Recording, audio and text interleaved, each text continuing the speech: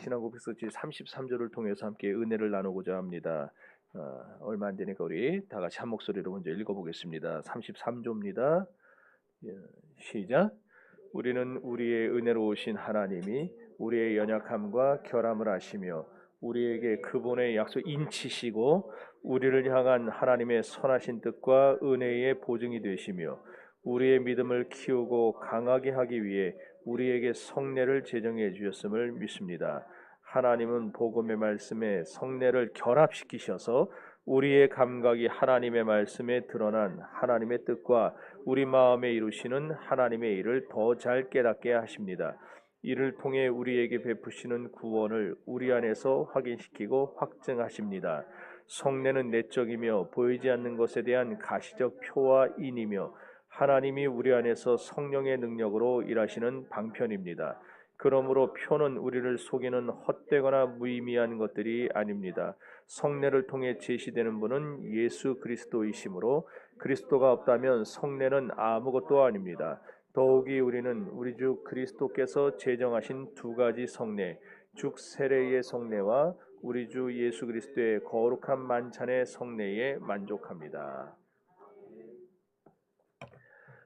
오늘 살펴보는 제33조는 성례에 대해서 매우 분명하고 자세하게 가르쳐 줍니다. 먼저 성례가 무엇이고 왜 성례가 주어졌는지 성례의 목적을 가르쳐 줍니다. 또 우리가 성례를 대하는 태도가 어떠해야 되냐 이걸 보여주고요. 성례가 우리 심령 안에서 어떤 일들을 하는지에 대해서도 매우 분명한 가르침을 주고 있습니다. 요한 칼빈을 통해서 시작된 개혁주의 신학은 하나님의 은혜가 신자들에게 전달되는 중요한 은혜의 방편을 두 가지로 규정을 했어요. 우리와 천주교의 차이가 이겁니다. 우리 개혁주의는 성례를 두 가지로 말합니다. 뭐와 뭐냐면은 우리가 읽은 대로 세례와 성찬입니다. 이것이 우리 개혁주의가 취하는 하나님이 우리에게 은혜 주시는 방법, 은혜 주시는 방편이고, 로마교는 천주교는 7개를 말합니다. 여러분이 알고 있는 것도 있어요 혹시?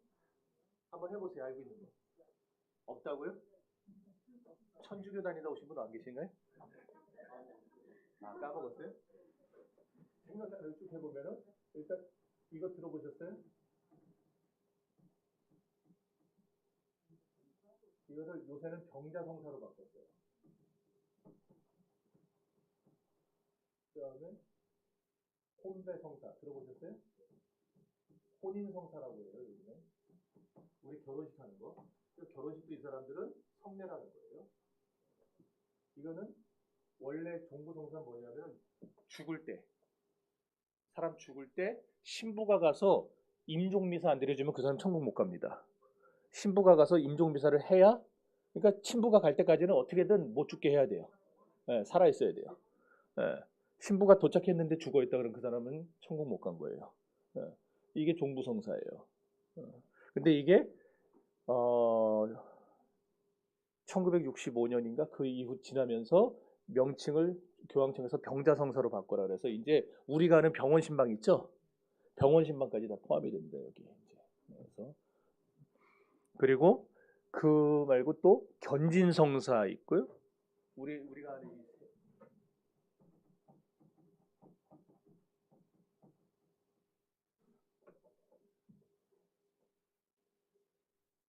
그리고 또 뭐가 있냐?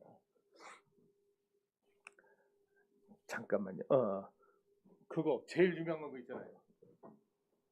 고해하는 거. 고해성사. 그 다음에 성품성사라고 그 뭐냐면은 사제 서품 받는 거. 여러분 이거 외울 필요 없어요. 우리 거만 외우면 되지 뭐하러 저걸 다 외워요? 천주교랑 우리가 왜 다른가를 지금 얘기하는 거예요. 그 다음에 성체성사라는 거 있어요. 성체성사가 우리가 말하는 성찬이에요. 그 다음에 뭐가 하나, 그 다음에 하나 더 남았죠. 세례성사.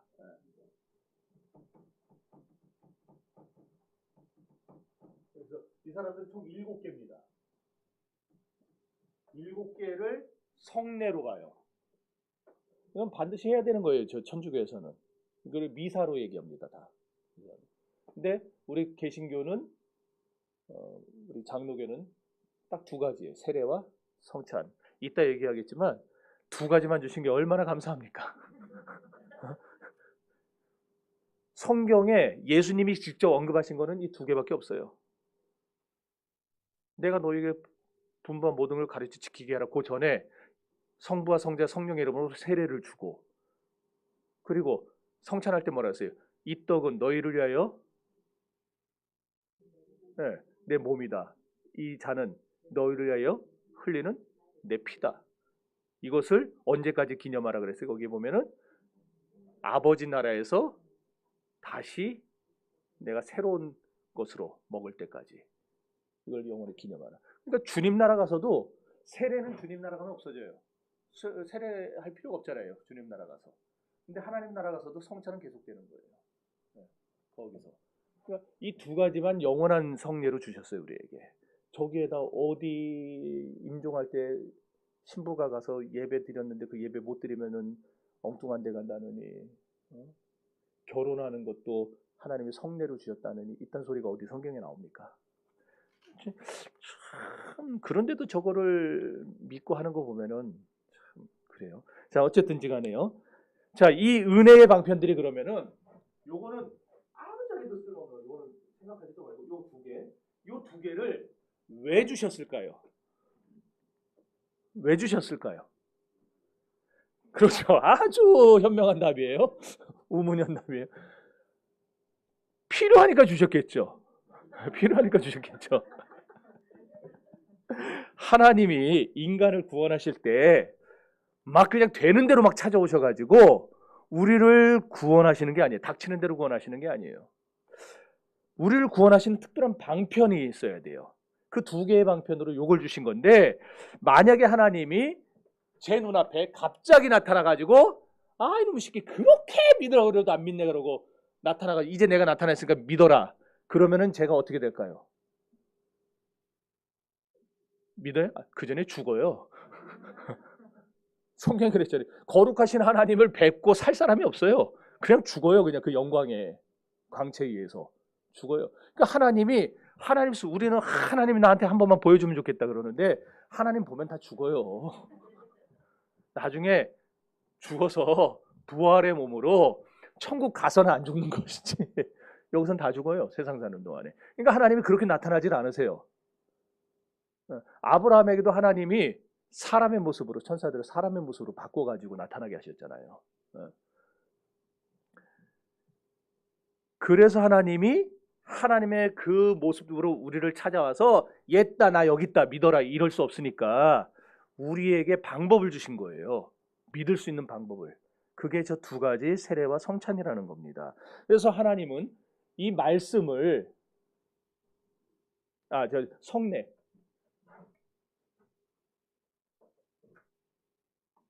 제가 여기 잊어버리세요. 다시 씁니다. 두 가지 방법이 말씀과 성례예요. 성례는 세례와 성찬으로 나눠지는 것이고, 요 두 개예요. 세례, 말씀과 성례. 자, 하나님이 이 말씀을 교회에다 주셨어요. 교회에다 주셔가지고 그 교회가 전도 사역을 함으로써 죄인을 구원하게 만드신 겁니다. 이렇게 함으로써 죄인 안에 믿음을 불러일으켜 주시고 믿게 하는 역사를 일으키시는 건데, 따라서 하나님이 전도에 미련한 방법으로 우리의 말씀으로 찾아오셔서 말씀해 주지 않는다면은 우리 가운데 도무지 이 말씀을 믿고 하나님에 대해 알 수 있는 자가 없어요. 생각해 보세요. 말씀을 듣지 못했는데 예수님이 오신 걸 어떻게 알겠습니까? 누가 와서 예수님이 오셨어요 라고 말을 해줘야 아 오셨나 보다 하는 것이지, 누가 와서 말을 해주지 않는데 우리가 듣질 못하는데 어떻게 알겠어요? 또 예수님이 오신 걸 알지 못하니까 그가 누군지를 모르는데 어떻게 믿겠어요? 그렇죠? 그래서 이에 대해서 성경도 우리에게 말씀하죠. 로마서 10장 14절 15절입니다. 시작.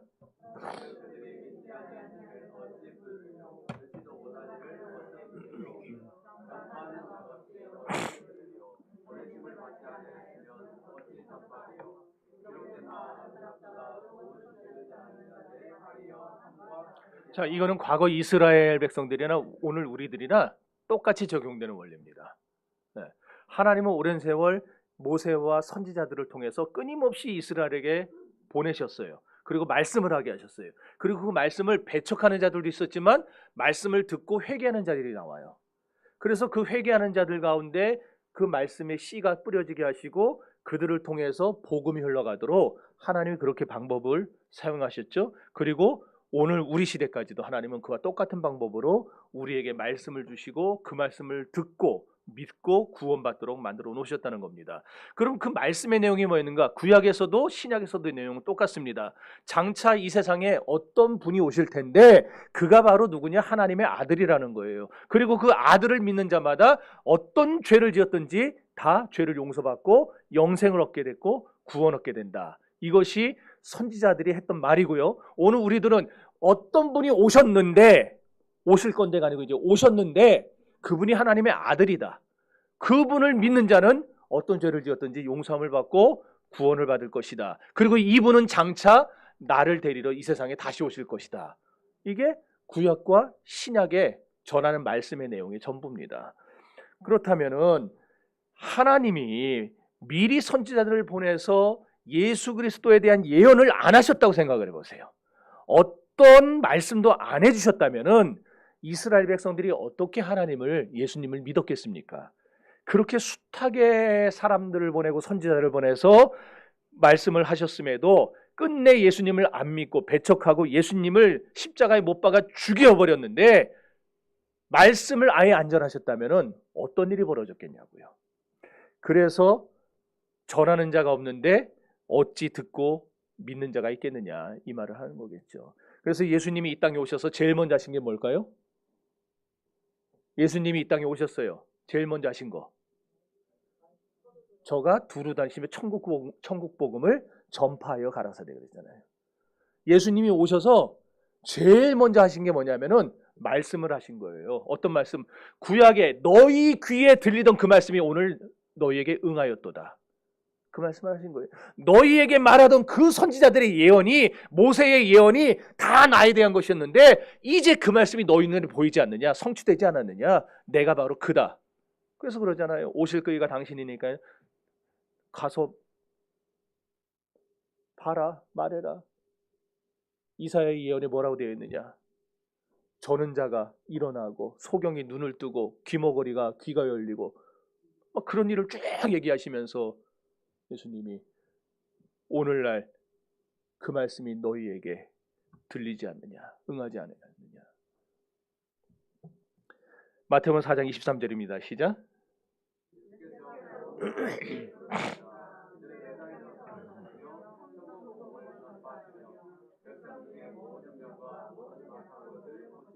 자, 이렇게 예수님이 살아계실 때에, 세상에 계실 때에 당신이 스스로 이제 말씀을 전하시면서 다니셨어요. 근데 이제 예수님이 십자가에 달려 죽으시고 3일 만에 부활하신 다음에 승천하시잖아요.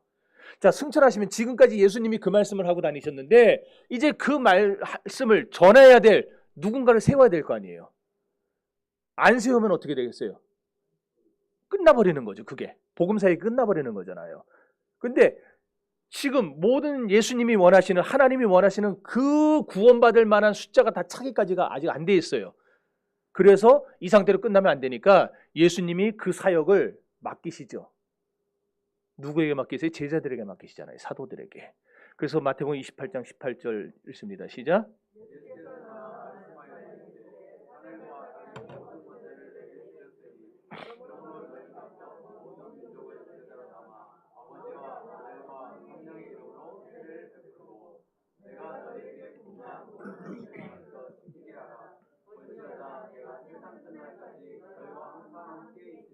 네.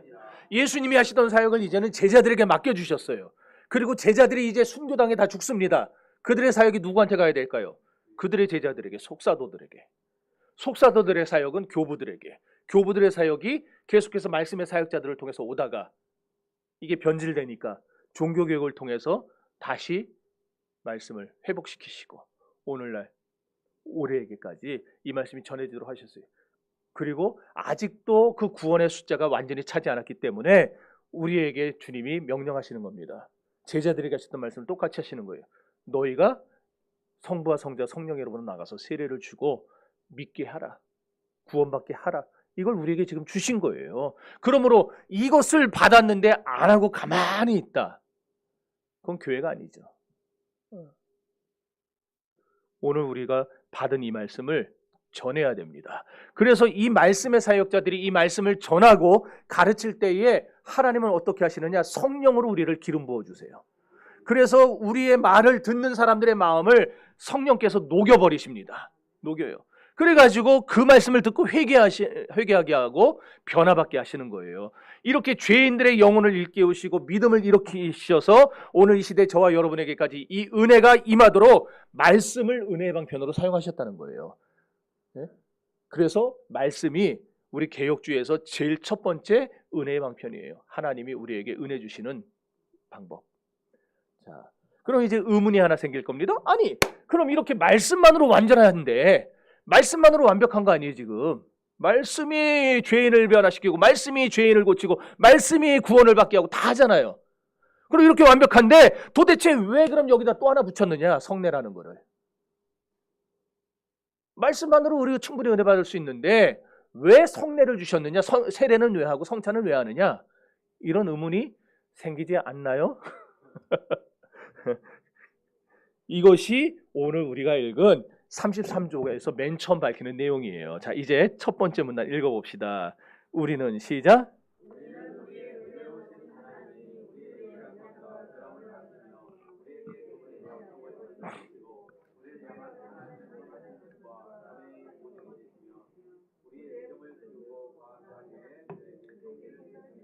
예.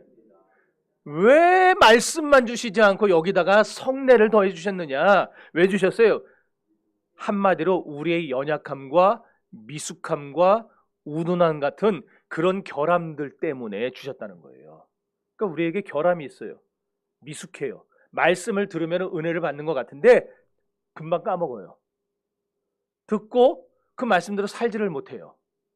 이러한 우리의 미숙함, 연약함, 자꾸 세상에서 살다가 물질 때문에 건강 때문에 여러 가지 자식들 때문에 염려하고 걱정하다 보면은 자꾸 믿음의 줄을 놓치고 이래요.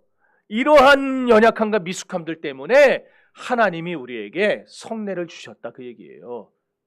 그래서 이런 거를 통해서 거듭거듭 우리의 받은 은혜를 되새겨보라고 주셨다는 거예요. 그래서 칼빈이 제네바 요리문답, 우리는 지금 벨직 신앙고백서를 배우고 있지만 제네바 요리문답이라고 이게 제일 처음 나온 게 있어요.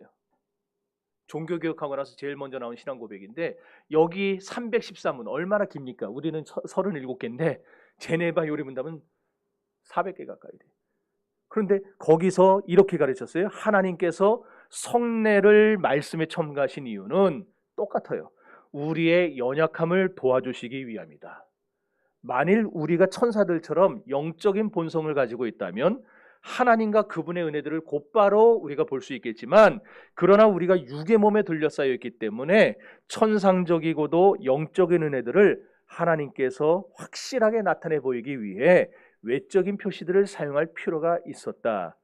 무슨 말인지 되게 헷갈리죠. 그러나 딱 아까 얘기한 그거예요. 우리의 연약함을 하나님께서 불쌍히 보시고 강하게 만들어 주려고. 그래서 성례를 주셨다. 그러니까 말씀만으로 부족해서 주신 게 아니에요. 말씀만으로 완전해요. 완벽해요. 말씀만으로 얼마든지 우리는 은혜를 받을 수 있고 구원을 받을 수 있어요. 그러나 우리의 연약함 때문에 자꾸 말씀의 은혜를 잊어버리고 자꾸 흔들리니까 성례를 주셨다는 거예요.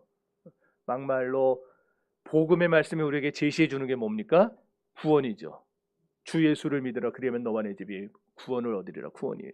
하나님의 말씀 안에는 우리를 구원할 충분한 은혜와 능력이 들어있어요. 그런데 여기에 성례를 더해 주셨어요. 들은 거를 자꾸 까먹으니까 들은 걸로 충분하지 못하니까 자꾸 그 들은 바 내용을 확인하면서 살으라고 주셨어요. 그래서 우리가 이것을 제대로 하지 않으면은 우리의 믿음이 약해진다는 겁니다. 그래서 여러분들이 말씀을 한 번 듣고 마는 게 아니고 한 번 듣고 또 듣고 또 듣고 또 듣고 계속 듣다 보면은 어느샌가 여러분의 믿음이 쑥 자라 있는 것처럼. 쑥이 어때요? 봄철에 어느 날 봤더니 쑥 나와 있다고 쑥 아니에요? 모르셨나 보네. 아, 몰랐나 보다. 진짜. 네. 어제까지 안 보였는데 오늘 같은 갑자기 쑥 자라 있어서 쑥이에요, 그게. 그처럼 우리가 미숙하고 연약하고 자꾸 흔들리지만은 이런 성례를 거듭함으로써 세례는 평생 한 번 받지만 성찬은 어때요? 계속하잖아요.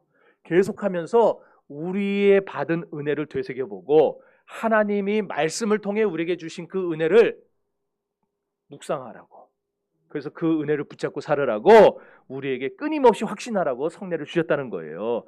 그래서 이런 성례의 예가, 물론 성례는 아니지만 하나님이 그런 의도로 인간들에게 주셨던 것들이 성경에 쭉 몇 가지가 기록돼 나오죠. 먼저 여러분이 알고 있는 게 있어요. 하나님이 인간과 언약을 맺고 나서 그 증표로 주신 것, 어떤 사인들 뭐가 있을까요? 무지개. 아, 잘하셨어요. 이따가 끝나면 이거 하나 가져가세요. 네, 설교 중에 나오라 그러니까 깨지더라고, 무지개가. 그래서 자, 그 무지개를 보면서 거듭거듭 확인하는 거죠. 뭘 확인합니까? 하나님이 다시는 물로 심판하지 않는다 그랬어.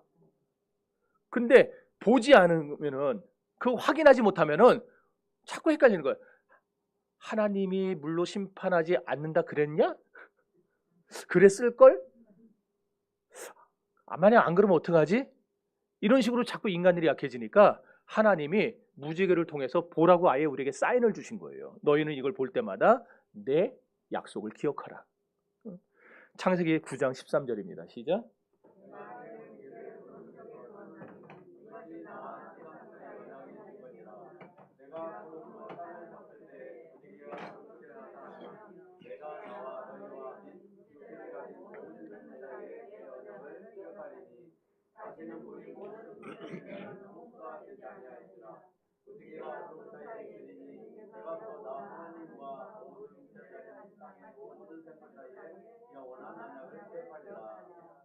여러분 덥죠? 안 더워요? 덥죠? 꺼버릴까요?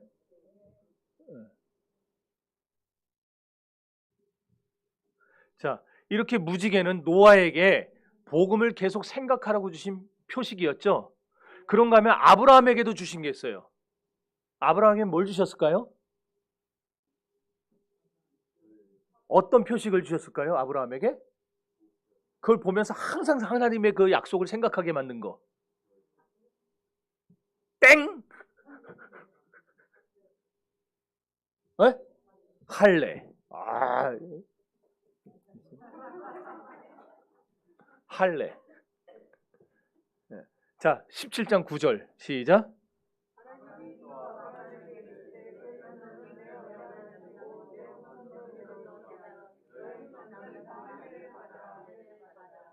계속 읽으세요.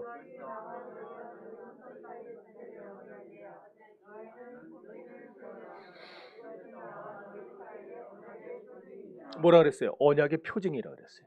무지개도 언약의 표징으로 주셨고 할례도 언약의 표징으로 주셨다는 거예요. 나중에 바울이 로마서 4장 11절에서 이 할례를 하나님이 아브라함에게 인친 표라고 바울도 인정합니다. 4장 11절 시작.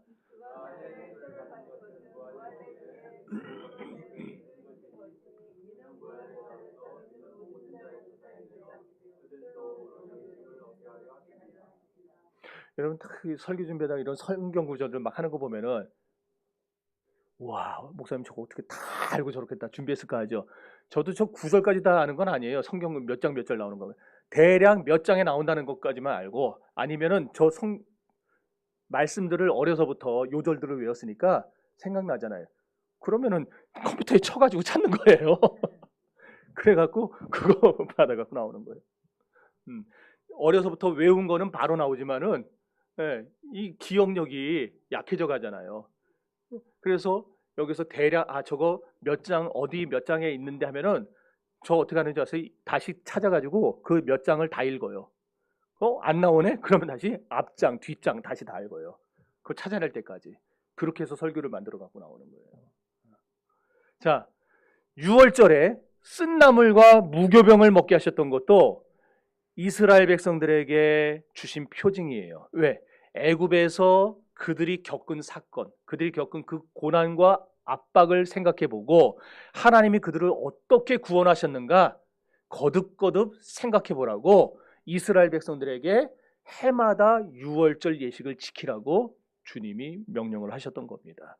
여호수아가 여리고를 정복하기 전에 할례를 행하고 길갈에 12돌을 세웠던 것도 마찬가지였어요. 하나님께서 구원의 약속을 계속해서 기억하라고 주신 표식입니다. 성례가 바로 그런 역할들을 했다는 거예요. 구약시대에 하나님이 무지개로, 할례로, 그 다음에 12돌로, 무교병과 쓴나물로 이런 걸로 막 하나님의 약속을 기억하게 하셨던 것처럼 오늘날 우리에게 성례는 왜 주셨냐? 그 성례를 행함으로써 하나님의 구원의 은혜를 자꾸 되새겨보고 자꾸 확인해 보라고 주셨다라는 거예요. 아시겠죠?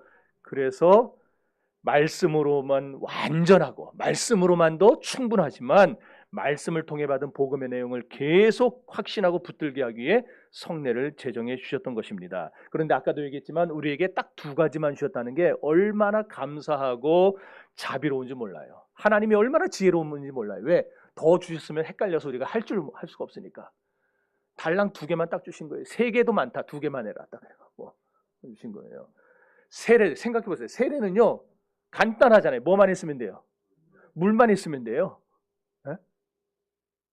하다가 강이든 뭐든 나오면 거기서 하면 되고 아니면은 여기 강이 없으니까 뭐 침례교는 굳이 욕조 갖다 놓고 하는데 그럴 필요 없이 세례는 물만 있으면 되는 거니까 우리가 이 물하고 뭐만 있으면 되는 거예요? 네? 뭐가 있어요? 입이 있어야 돼요? 왜? 아, 말해야 되니까 고백해야 되니까 아주 독특한 방법이었어요. 자, 물하고 또 뭐 있어야 돼요? 중요한데. 예? 지금 말씀 딱 있고 목사가 있어야 돼요. 목사 없으면은 세례 베풀 수가 없어요. 예. 목사가 있어야 돼요. 주의 종과 물이 있으면은 어디서든지 어느 나라서든지 그렇잖아요. 유럽에 가 있든 아시아에 있든 미국에 가 있든 주의 종과 물만 있으면은 주의 종이 성부와 성자와 성령의 이름으로 세례를 베풀 수가 있어요. 그렇죠? 얼마나 간단해요. 구약처럼 양 잡아야 되고 소는 어떻게 잡아야 되고 염소 어떻게 잡아야 되고 그런 식이 아니에요. 아주 간단해요. 성찬은 또 어떻습니까? 성찬은 또 뭐 있으면 돼요? 떡과 포도주만 있으면 돼요. 그리고 역시 여기도 누가 있어야 돼요? 네, 목사가 주의 종이 있어야 돼요. 그래서 성찬은 목사 외에 다른 사람이 할 수가 없어요. 목사가 해야 돼요. 그래서 옛날에 시골들 보면은 교회가 언제 말씀드렸죠. 목사가 없으니까 교회 시골에는 막 7개, 8개를 모아가지고 목사가 1년에 한 번 정도 와가지고 이렇게 한꺼번에 쭉 돌면서 순회하면서 세례를 베풀고 성찬해 주는 거 아마 그거 경험하신 분도 있을 거예요. 자, 그러면서도 십자가의 대속의 의미와 그 구원의 의미가 변질되지 않도록 해주셨어요. 만약에 하나님이 성례를 2개로 제한해 주시지 않았다면 어떻게 했을까? 또 천주교처럼 성례를 마음대로 그냥 교황 마음대로 저렇게 7개로 팍팍 늘릴 수 있게 하셨다면 어떻게 됐을까? 또는 성례의 형태를 지정해 주지도 않고 말씀과 성례 이렇게 안 하고 세례와 성찬 이렇게 안 하고 너희가 생각할 때 중요한 걸로 그냥 해라.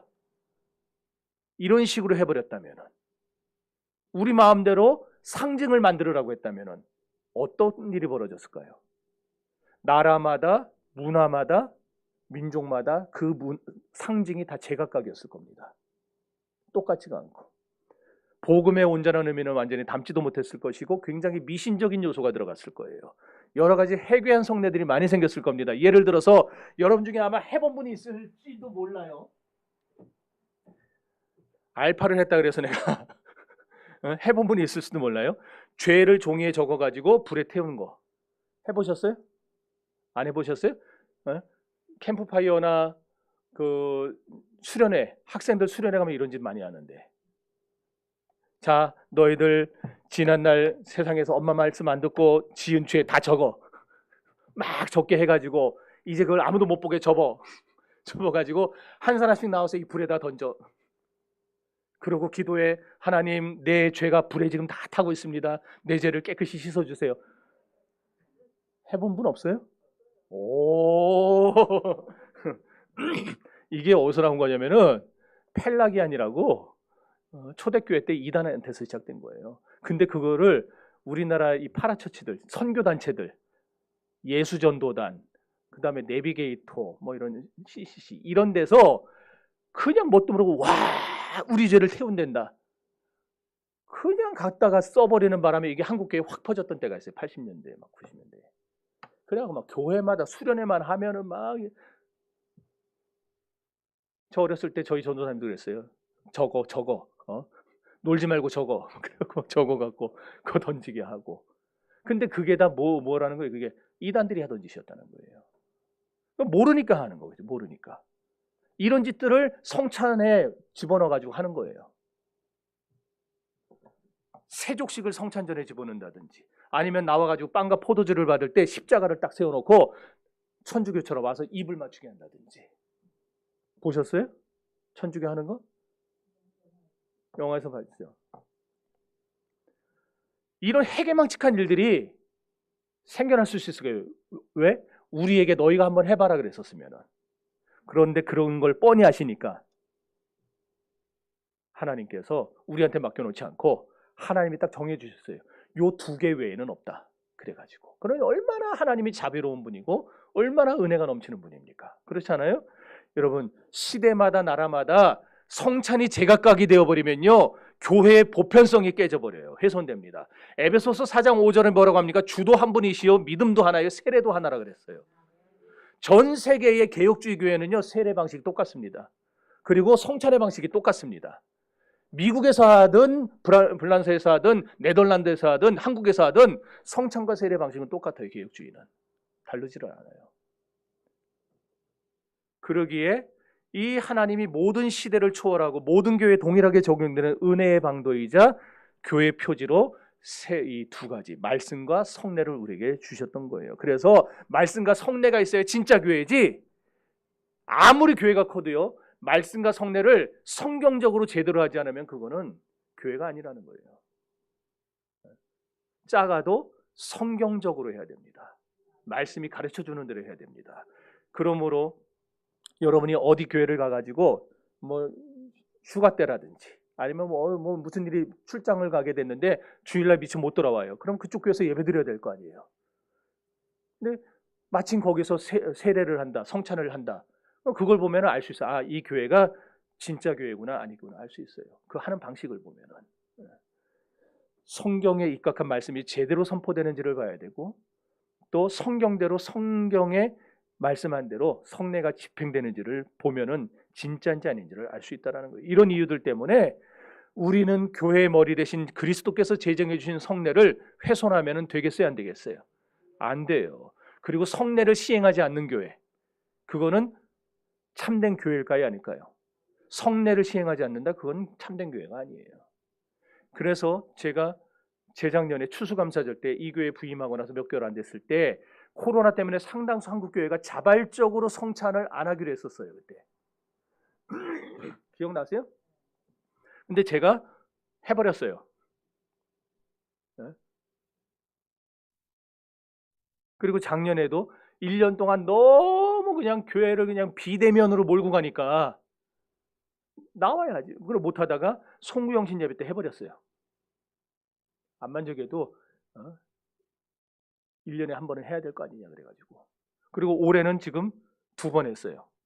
부활절과 추수감사절에. 그리고 송구영신 예배 때 또 할 거예요. 우리 그 권사회에서는 준비해 주셔야 돼요. 성찬. 네.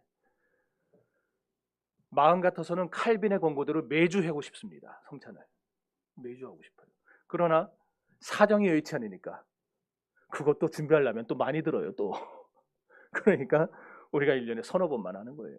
어쨌든 그렇다면 하나님이 우리에게 성례를 주신 구체적인 목적이 뭐냐? 첫째는 하나님의 약속을 우리에게 인쳐주시기 위함이고, 둘째는 우리를 향한 하나님의 선하신 뜻과 은혜를 보증하시기 위함이에요. 그리고 셋째는 우리의 믿음을 키워주고 강하게 해주시기 위함입니다. 성례는 눈에 보이지 않는 실체를 눈에 보이게 드러내주는 역할을 하는 거예요. 물론 세례나 성찬이 우리를 구원에 이르게 해주는 거 아닙니다. 우리에게 믿음을 주는 것도 아니에요. 세례와 성찬한다고 믿음이 생기는 거 아니에요. 우리에게 믿음을 주고 구원에 이르게 하는 것은 오직 하나님의 말씀입니다. 그래서 간혹 세례를 베풀기 전에 이미 성령으로 세례받는 사람들이 나와요. 그런 사람들이 있어요. 간혹 가다가 보면은 믿음으로 예수 그리스도를 구주로 영접한 사람들이 이미 있어요. 세례받기 전에. 세례는요, 그리스도의 보혈로 우리 죄가 씻겨졌다는 증표입니다. 그리고 우리가 그리스도와 믿음 안에서 하나로 연합되었다는 하나의 표예요. 그러므로 세례든 성찬이든 그리스도에 대한 믿음으로 참여하는 겁니다. 스코틀랜드 장로교회 언약도였던 사무엘 러더포드 목사님은 자신의 교리문답책에서 이렇게 가르쳤어요. 세례를 받음으로써 우리의 모든 죄가 씻겨집니까? 아닙니다. 오직 그리스도의 피만이 죄 씻음을 받는 유일한 길입니다. 믿음으로 그 피가 우리의 죄로부터 우리를 구원합니다. 그렇다면 왜 굳이 세례를 받아야 한단 말입니까? 왜 성찬을 해야 된단 말입니까? 내가 그 어떤 것도 아닌 오직 그리스도의 피로서만 죄 씻음을 받았다는 사실을 끊임없이 확인하기 위해서, 끊임없이 그걸 확인하기 위해서 우리가 성찬을 해야 되고 세례를 해야 된다는 거예요. 우리가 세례 받을 때 내 머리에 물이 닿을 때, 저는 기억도 안 나요. 유아 세례 받아가지고. 그래서 물이 닿을 때에 그 진리를 나중에 입교는 했어요. 직접 느껴보고 또는 다른 사람이 세례받는 모습을 보면서 내가 세례받는 데를 떠올리는 거예요. 그러면서 나는 오직 그리스도의 피로서만 구원받았구나.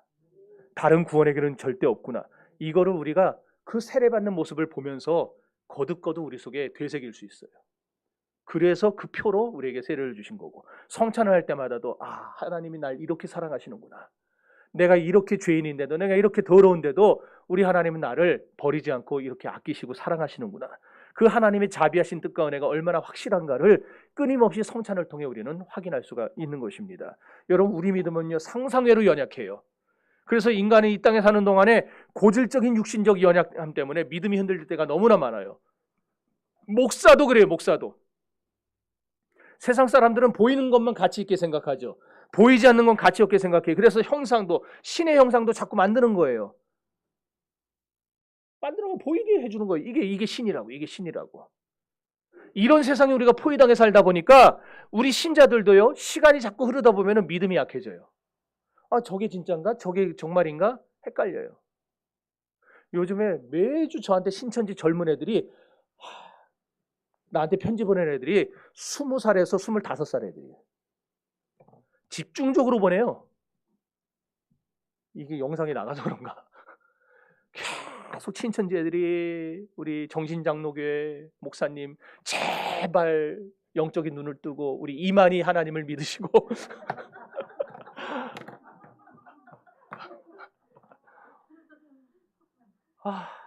진짜 너무 안타까워요. 이 젊은 애들이, 이 혈기방자한 애들이 완전히 거기 세뇌돼가지고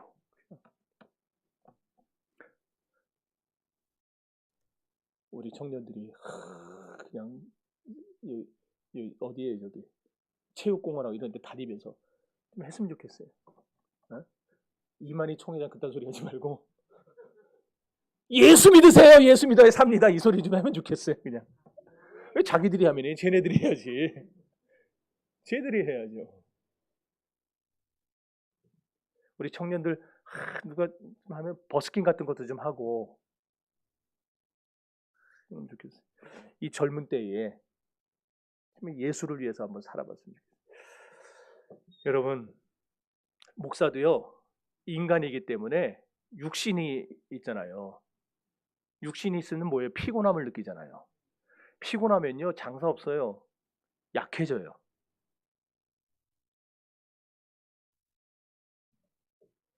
그래서 성례를 통해서 이 믿는 자는 영원히 줄이지 않고 죄사함의 은혜를 받는다는 것을 늘 목사도 확인해야 돼요. 그걸 확인해야 내가 지금 이렇게 힘들고 어렵지만은 주님이 나와 함께 하시는구나. 나를 붙들어 주시는구나. 내가 이 주님 붙잡고 다시 일어서야지. 이걸 성찬을 통해서 계속 확인하는 거예요. 그래서 여러분들, 여러분 그렇게 생각할 수 있어요. 목사는 매일 교회만 있고 매일 그냥 새벽기도 드리고 수요예배 드리고 금요일에 하니까 죄 지을 시간도 없을 거라고.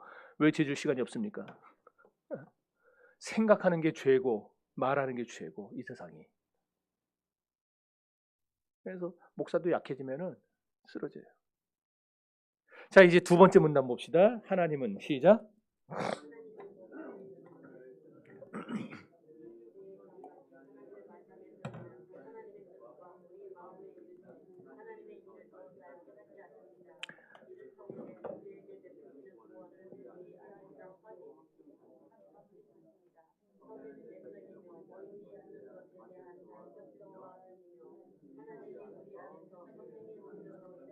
예.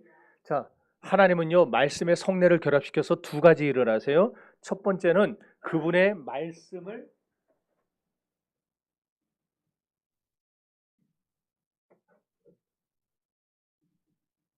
깨닫게 하세요. 두 번째는 말씀과 성례를 통해서 우리 안에 뭘 하시느냐? 내적인 변화를 가지고 있어요. 이 두 가지를 성례와 말씀을 통해서 하신다라는 거예요. 세상 불신자들은 말씀을 아무리 들어도 깨닫지 못하지만 신자들은 들으면 들을수록 그 말씀이 하나씩 하나씩 깨달아집니다. 또한 성령께서 내적으로 우리 안에 행하신 일들이 있어요. 예를 들어서 내가 분명히 죄사함 받았구나 하는 확신 같은 거. 그 확신이 생기면요, 우리 안에 뭐가 따라오느냐? 평안이 따라옵니다. 그리고 소망이 자라납니다. 아, 우리 주님이 장차 나를 데리러 이 세상에 다시 오신다. 그 소망이잖아요. 그러면서 기쁨이 샘솟아요. 세상에서는 힘들고 어려운 일이 투성이지만 그래도 우리 안에는 영은 날마다 기쁩니다. 그리고 주님을 막 사랑하게 돼요. 그냥 가진 건 없고 뭐 있는 건 아무것도 없어도 그냥 무조건 주님이 좋아요. 그냥 막 그렇게 돼요. 하나님이 우리 심령 안에 성령을 통해서 역사하시면은, 그리고 우리의 가치관이 변하게 됩니다. 전에는 세상에 그냥 막 썩어질 것들이 최고였는데 이제는 그것이 배설물로 여겨지는 거예요. 그렇게 중요한 게 아니라는 걸 깨닫게 되는 거예요. 이게 바로 성령이 우리 안에서 내적으로, 우리 속에서 내적으로 변화를 일으키시는 일들입니다. 이걸 바로 말씀과 성례를 가지고 하신다라는 거예요. 자, 이런 일을 거듭거듭 우리에게 확신시켜주는 일이 성례가 하는 일이고, 그러니 성례를 하는 것이 신앙생활을 함에 있어서 얼마나 중요한 일입니까? 그래서 아까도 얘기했지만은 성례를 안 한다? 그건 교회가 아니에요. 그래서 성례는 반드시 해야 됩니다. 한국 교회가 코로나를 거치면서 진짜 잘못했던 거 두 개, 스스로 비대면으로 돌렸던 거, 그리고 성례를 금했던 거. 저도 많이 들었어요. 아, 그거 하다가 감염되면 어떡하냐, 그거 하다가 저기 되면, 내가 그냥 하도 그냥 내 옆에서 얘기하는 사람도 있어갖고 그냥 듣는데, 여러분 어쨌든 이제 뭐 코로나는 다 지나갔으니까, 그래서 우리가 이 성례들에 대해서 어떤 태도를 취해야 되느냐, 또 성례를 하면서 무엇을 바라봐야 되느냐. 자, 다시 두 번째 단락 네 번째 줄, 위에서 네 번째 줄, 성례는, 시작.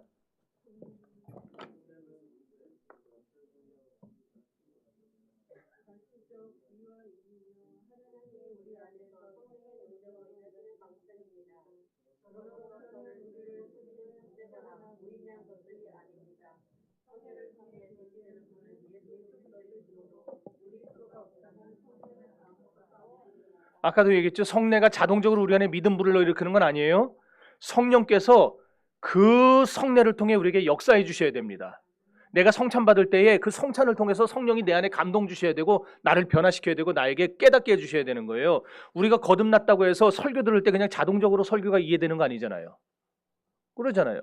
우리 장로님 권사님들 설교 들을 때 그냥 모든 게 그냥 확 다 그냥 밝히 깨달아집니까? 아니잖아요. 아무리 거듭났어도 성령이 내 안에서 깨닫게 해주셔야 되는 거예요. 그래야 어느 날 저게 저 말씀이구나, 저 뜻이구나, 이걸 깨닫게 되는 것이죠. 그래야 우리가 그렇게 깨닫고 나면 어때요? 믿음이 더 굳세지는 겁니다. 그래서 그래서 우리가 성경을 읽기 전에도 기도해야 되고요, 성경 읽은 후에도 기도해야 돼요. 여러분 성경 읽을 때 그냥 오늘 어디 읽을 차례지 이렇게 펴서 그냥 읽는 게 아니고요, 성경 읽기 전에 기도하고 읽어야 돼요. 하나님, 주님의 말씀을 읽을 때 내 눈과 귀를 열어주셔서 이 말씀이 깨달아지게 해달라고. 그리고 다 읽고 나면은 주님 말씀을 내가 읽었습니다. 이 말씀을 깨달아서 말씀대로 살 수 있는 힘을 달라고 기도하시되, 그게 매일매일 우리 안에 쌓이면은 성령이 역사하시는 것을 여러분이 경험하게 될 거예요. 그리고 우리가 예배 전에도 기도하고 예배 후에도 기도하고 다 그러잖아요. 그게 다 그러는 거예요. 그냥 말씀 듣는다고 되는 게 아니라 말씀은 떨어졌지만 자꾸 이걸 쪼아먹는 새들이 있고, 길가에 떨어지면 새들이 와서 쪼아먹고, 그러니까 이게 그런 일이 벌어지지 않도록 성령이 우리에게 찾아오셔서 역사를 해주셔야 되는 거예요. 네. 자, 그래서 여러분 성찬 받을 때도 제가 미리 한 주 전에 광고 내잖아요. 미리 기도로 준비하시라고. 기도로 준비하셔야 돼요. 성찬 받을 때 이 성찬의 떡을 먹고 내가 잔을 받을 때에 그리스도의, 천주교는 다음 주에 하겠지만 천주교는 화채설이에요. 내가 떡을 먹는 그 순간에, 잔을 마시는 그 순간에 이 떡이 그리스도의 몸으로 변하고 이 포도주가 그리스도의 피로 변한다. 이거예요. 천주교는. 루터교는 공제설이에요. 내가 떡과 잔을 마실 때 이게 몸과 피는 아니지만 그리스도께서 이 성찬 위에, 성찬 아래에, 성찬 옆에 계신다. 이거예요. 우리 개혁주의는 뭐냐? 영적 임재설이에요. 내가 이 떡과 포도주를 마실 때에 주님이 이 자리에 천주교처럼 몸으로 오시는 게 아니고 영적으로 임재하신다. 그래서 그것을 기념하게 하시는 거. 이게 우리 개혁주의가 받아들이는 성찬론이에요. 자, 어쨌든지 간에 이렇게 성찬 받을 때 여러분들 기도 많이 하세요. 그러면은요, 놀라운 은혜가 여러분에게 쏟아질 겁니다. 저도 많이 경험했어요. 성찬 받으면서 얼마나 참 감격해가지고 우는 사람도 많아요. 저도 울어보고. 이게 지금 두 번째 단락에서 가르쳐주는 내용입니다. 이제 거의 다 끝났어요. 우리는 이런 성례를 통해서 그럼 누구를 바라봐야 될까요? 예수 그리스도죠. 성례의 진리, 성례가 가르쳐주는 유일한 진리는 예수입니다. 성례의 핵심도 예수 그리스도입니다. 그래서 세례든 성찬이든 그것들이 우리에게 나타내 보이려고 하는 것은 오직 그리스도와 그리스도의 십자가뿐이라는 걸 잊지 마셔야 됩니다. 우리는 그리스도와 연합할 때 우리에게 주어지는 이 풍성한 구원의 은혜가 무엇인지를 성례를 통해 날마다 깨달아야 돼. 이걸 깨닫지 못하는 성례는 말짱 헛거예요. 이 두 가지 성례는요, 아까 처음에 얘기했죠. 주님 오시는 날까지 이어질 겁니다. 그러나 주님 오시고 나서는 세례는 안 해도 되지만 성찬은 계속됩니다. 마태복음 26장 29절 시작.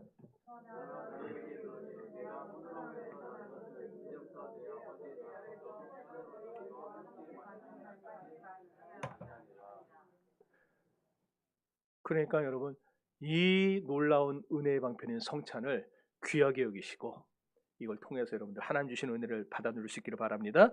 이 두 개 외에 다른 거 주신 적 있다고요? 없어요. 천주교가 말하는 것 같은 이상한 소리 하지 마세요. 아까 7가지 기억나세요? 이렇게 우리가 연약하다니까요. 이렇게 미숙하고. 그래서 자꾸 그걸 깨닫게 하려고 성례 주셨다. 이 얘기예요. 예, 요것만 잊지 않으면 돼. 7가지 성례 몰라도 아무 상관없어요. 그거 몰라도 지옥 안 가요. 예. 7가지 성례는요, 교황이 성경에 반해서, 성경에 반했다는 게 이 반하는 게 아니라 성경에 반대해서, 어게인스트, 성경에 반대해서 지 마음대로 첨가한 가짜 성례예요. 그래서 7성례만 봐도요, 천주교가 얼마나 이단적인지를 분명히 알 수가 있는 거예요. 왜? 너희 중에 이 말씀에 어느 하나라도 1.1핵이라도 여기다 더하는 자, 여기서 빼는 자, 주님이 하신 말씀 있잖아요. 더하는 자는 성경에 기록된 모든 저주가 그에게 임할 것이고, 빼는 자는 성경에 기록된 모든 축복에서 제하의 짐을 받을 것이다. 아니, 하나님이, 예수님이 그렇게 말씀하셨는데 왜 지가 거기다가 마음대로 집어넣냐고요. 그래서 여러분들은, 우리 목사님은 천주교를 이단 사이비로 보는구나. 나는 이단 사이비도 아니에요. 그건 넘어서서 적그리스도로 보는 사람이에요, 천주교를. 그러니까 그래서 천주교에서 오신 분 있습니까? 회개 잘하셨어요. 구원의 길이 있음에 어디 뉘게로 가오리까 우리가. 자, 어쨌든 이제 마칩시다. 이렇게 하나님은요 세례와 성찬으로 말씀으로 보편교회 하나됨을 확보하셨고 이 두 가지 성례만으로 충분하고 만족한 교회 생활을 할 수 있도록 역사해 주셨어요. 성례는 우리를 속이기 위한 공허하고 무의미한 상징이 아니에요. 마지막에 보듯이 거룩한 예식입니다. 그러므로 믿는 신자는요 교회에 속해서 세례를 받고 신앙생활을 하면서 성례에 참여할 수 있게 된 것을 무한 감사해야 됩니다. 매번의 성례를 소중히 여기며 살아야 됩니다. 성례 받을 때마다 또 성례 하나 보다가 아니라 우리는 성례가 우리에게 베풀어질 때마다 너무너무 감사한 마음으로 그 성례를 받아야 됩니다. 그러니 여러분들 앞으로 성례를 통해서 하나님이 여러분에게 베푸신 사랑과 은혜를 기억하면서 성례를 받을 수 있는 성도들 될 수 있기를 바랍니다. 그래서 하나님의 크신 사랑 속에 믿음이 더욱 성장하고 그리스도의 장성한 분량에 이르게 되는 저와 여러분이 될 수 있기를 주의 이름으로 축원합니다. 기도합시다.